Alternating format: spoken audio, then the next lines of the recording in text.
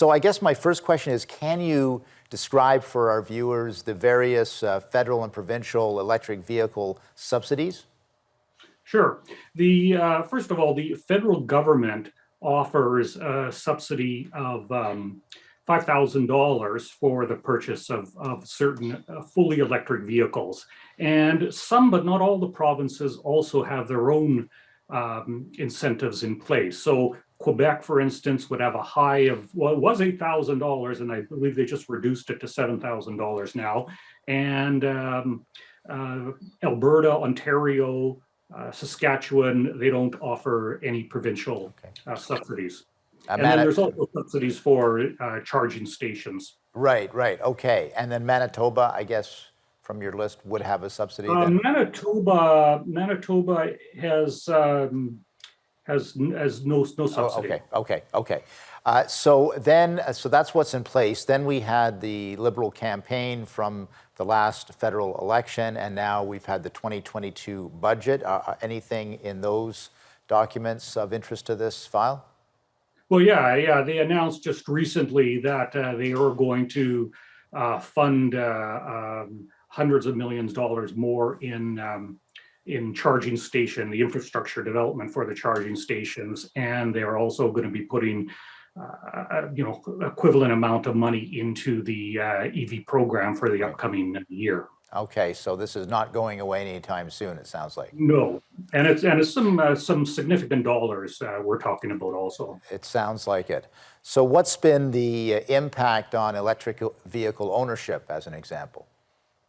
Well, it does. The subsidies will encourage sales of electric vehicles. The problem is twofold, is that the subsidies are not accessible to many Canadians. Because EVs are expensive, only upper income households tend to purchase them, and therefore they're the ones eligible for the incentive. That's problematic from a fairness point of view.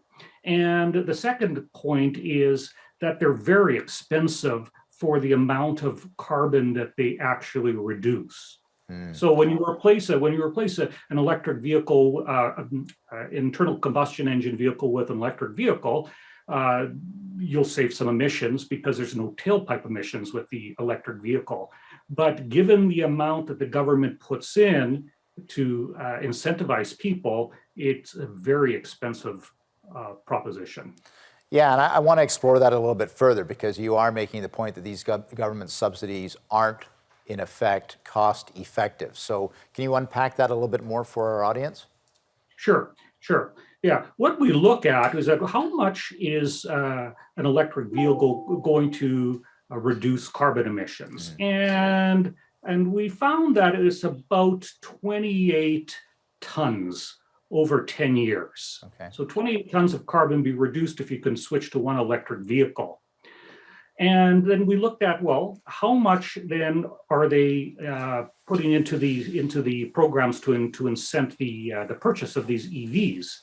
And I calculated it was about, for the federal program alone, it was about $355 it cost to reduce 1 ton of carbon emissions. Okay.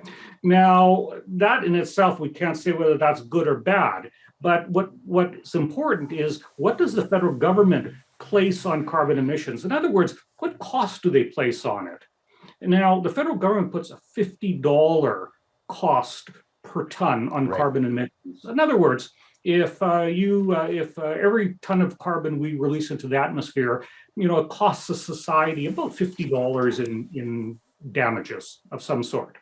So hold that thought. We're going to take a commercial break. So $50 is what people have got to keep in mind while we go to break. We'll be right back after these messages.